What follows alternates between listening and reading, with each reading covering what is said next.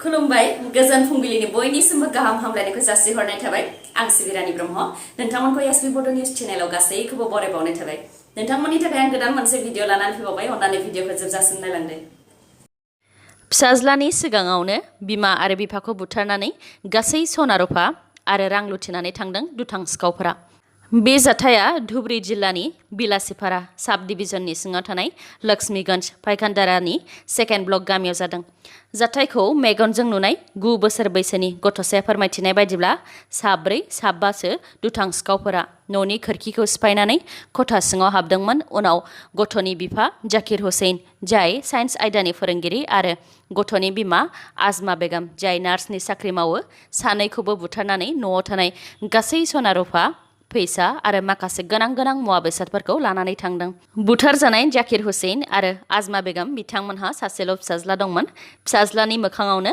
बिमा आरो बिफाखौ दुथांफोरा बुथारलांदों जाथायनि सायाव ओनसोलनि रायजो राजाफोरा गोख्रोङै सोमावसारदों आरो दायनिगिरिखौ हमनानै थाबैनो फासिनि साजा होनो थाखाय पुलिस बिफानखौ खावलायदों COVID-19 नि गोसारनायखौ होबथानो थाखाय रायजोआव फरायसालिफोरखौ गुदि फरायसालिनिफ्राय लानानै इउनिभार्सिटि लेभेलसिम बन्द खालामनानै होनाय जादों बे बेलायाव जाहाथे फरायसाफोरनि सोलोंथाइ लानाया उन जानानै थालाङा बेखौ नोजोर होनानै अनलाइन सोलोंथाइ होनायाबो रायजोआव थाबाय थागोन होननानै बुंथिदों सोलोंथाइ बिफाना रायजोआव COVID-19 नि थाखाय फरायसालिफोर आरो हाथाइ बाजारफोरा बन्द थानायाव माखासे फरायसाफोरा गोदान थाखोनि बिजाबखौ मोननो हायाखैबो जानो हागौ बेनिखायनो आसाम हायार सेकेन्डारि एडुकेशन काउन्सिलआ गोदानै HS सेकेन्ड इयाराव फरायनाय फरायसाफोरनि थाखाय मोनसे नटिस फोसावदों HS सेकेन्ड इयारनि फरायसाफोरा आसाम हायार सेकेन्डारि एडुकेशन काउन्सिलनि अफिसियेल वेबसाइट ahsec.nic.in आव थांनानै आगसि एबा लेफ्ट साइडआव थानाय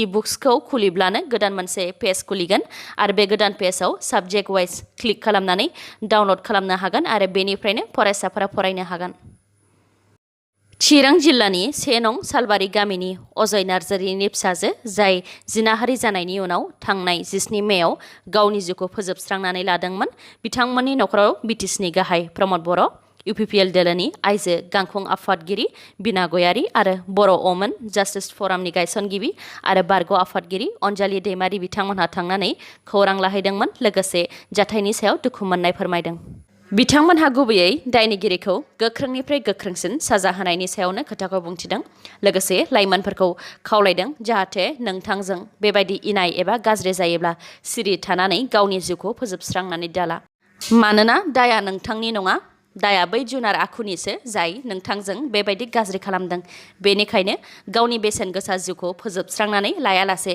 जाथायनि सोमोन्दै नखरनि सुबुंनो खोन्था लोगोफोरनो खोन्था नङाब्ला सोरनोबा खोन्थानानै बिथांमोननिफ्राय मदद ला बेफोरबायदि इनाय जायोब्ला जों गावनि गोसोखौ लोरबां खालामालासे गोख्रोंसिनसो खालामनो नांगोन गावनि जिउखौ फोजोबस्रांनाया मोनसे सल्युशन नङा होननानैबो फोरमायथिदों बिथांमोनहा लोगोसे बिटिसिनि गाहाय प्रमद बर' बिथाङा गथ'सानि नखरनो सरकारनिफ्राय सहाय होनाय जागोन होननानैबो मिथिहोदों बेनि अनगायैबो डक्टर अनजालि दैमारि बिथाङा बुंथिदों दि दायनिगिरिया जाहाथे दान मोनथामावनो बेलाव गबोफिननो हाया बेनि थाखाय गासैबो आफादफोरा पुलिस प्रशासनफोरखौ नारसिननो नांगोन होननानैबो बुंथिदों श्रीरामपुरनि गेटआव सिखावै सिगुन दंफां लांखारग्रा गारिजों लोगोसे सासे ड्राइभारखौ पुलिसा हमनो हादों क'क्राझार जिल्लानि सिङाव थानाय आसाम आरो सोनाब बेंगल सिमानि श्रीरामपुराव पुलिसा मोनसे सुलुंनि खौरां मोननायनि गेजेरजों अपारेशन खालामनानै सिमुलटाफु पुलिस बिफाना 31 नं राजा लामायाव सिखावै सिगुन दंफां लांखुमानायखौ हमनो मोनो आयेन बेरेखायै दंफां लाबोनाय दंफां सिखावा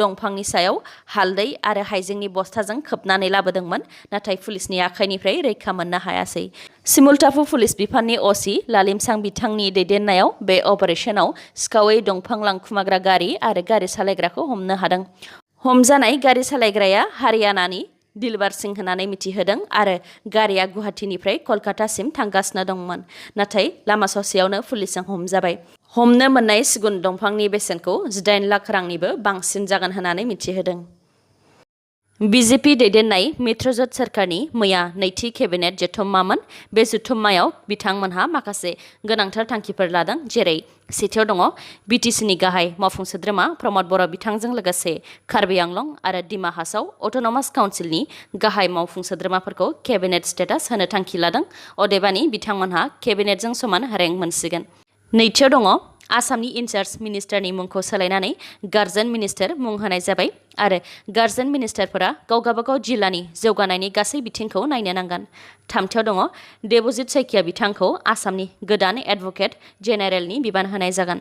ब्रैथियाव दङ रायजोआव अक्सिजेननि आंखालखौ फोजोबनो थाखाय गोदानै लुफुंनाय अक्सिजेन प्लान्ट, बन्द जानानै थानाय अक्सिजेन प्लान्टफोरखौ फिन बेखेवफिननाय आरो थाखानाय अक्सिजेन प्लान्टफोराव गोदान प्लान्ट लुफुंनायफोराव 100% बेसेन नाङै मोब्लिब जगायनाय जागोन।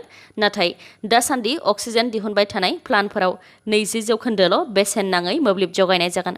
बाथियाव दङ कन्टेनमेन्ट जनाव थानाय गरिब नखरनि सुबुंफोरनो 2000 रांनि राशन एबा जाग्रा लोंग्रा मुवा बेसाद होनाय जागोन, जेरै 15 केजि माइरं, 2 केजि दालि, 2 लिटार थाव, 1 केजि संख्रि, 5 केजि आलु आरो 2 केजि सामब्राम होनाय जागोन। बेनि अनगायैबो गाइखेर, दाउदै आरो मैगं बायदि बायदि गासै 2000 रांनि होनाय जागोन।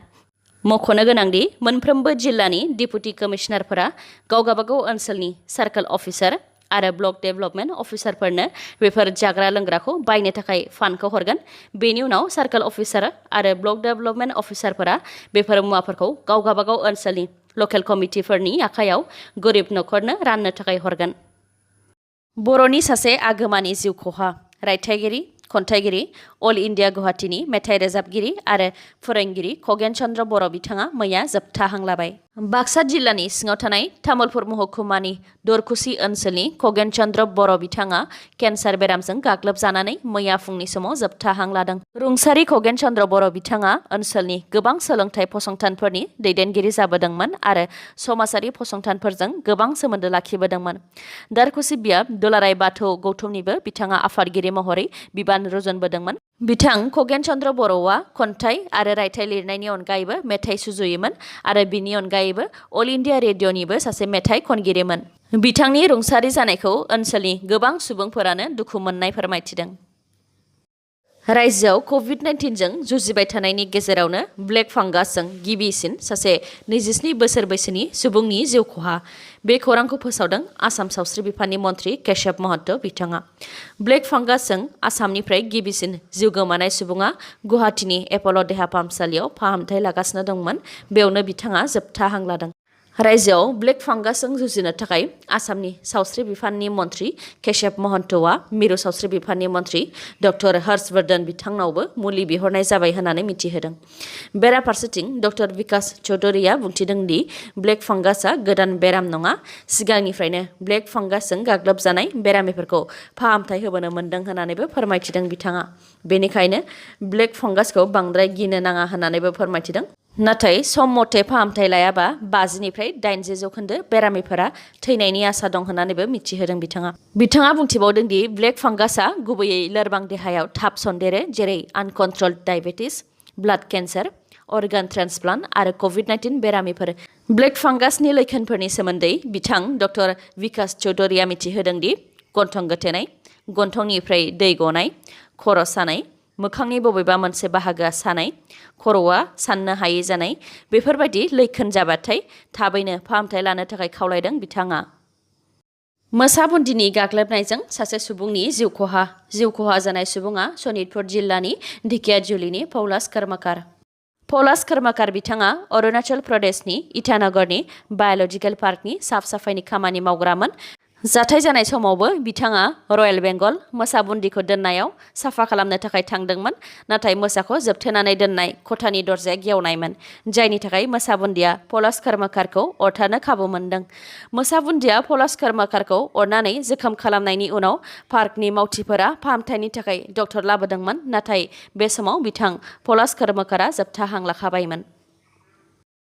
थांनाय 28 एप्रिलाव आसामाव गिख्रंथाव बांग्रिं मावदोंमोन, जायनि एपिसेन्टारा सनितपुर जिल्लानि ढेकियाजुलियावमोन आरो बेनि मेगनिट्युडआ 6.7मोन।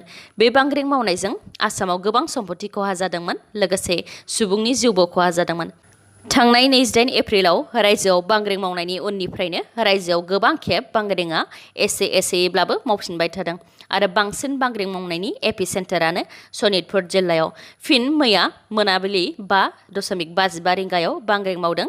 बेनि एपिसेन्टारा कामरुपआवमोन आरो बेनि मेगनिट्युड एबा मावखांथाया 3.2निमोन। आसामनि अनगायैबो नेपालावबो मैया फुंनि 5.27 रिंगायाव बांग्रिं मावदोंमोन। बेनि एपिसेन्टारा सिम्फानिनिफ्राय 1 किल'मिटार गोजानावमोन एबा काठमान्डुनिफ्राय 113 किल'मिटार गोजानावमोन आरो बेनि मावखांथाया 5.3निमोन।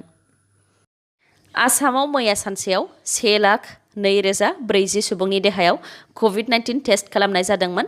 बेनि मादाव मैया सानसेयाव 6,143 सुबुंनि देहायाव कभिड-19 पजिटिभ मोननाय जादों। बेनि मादावनो कामरुप मेट्र'निफ्राय 913 सुबुंनि देहायाव कभिड-19 पजिटिभ मोननाय जादों। आसामाव मैया सानसेयाव कभिड-19जों गाग्लोबजानानै गासै 89 सुबुंनि जिउ खहा जादों।